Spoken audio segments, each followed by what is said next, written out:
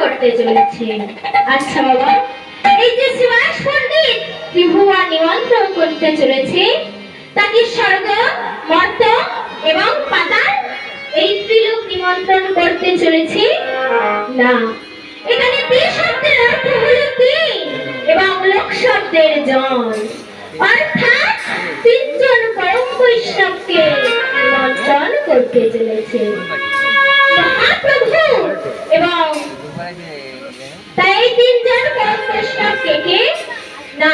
রাই রামানন্দ, স্বরূপ দামোদর এবং শিখি মাইতি। তাই এরা প্রচলিলায় কে ছিলেন না? রাই রামানন্দ ছিলেন পূর্ব জন্মে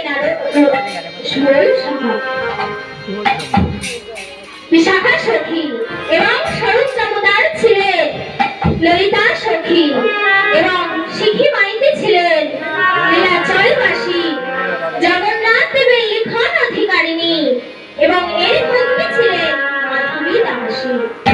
তাই এই তিনজন পরম বৈষ্ণবকে নিমন্ত্রণ করতে চলেছেন। তাই মহাপ্রভু এবং তার পারিষদ বর্গের এই লীলা দর্শন করে বাসুদেব ঘোষে কহে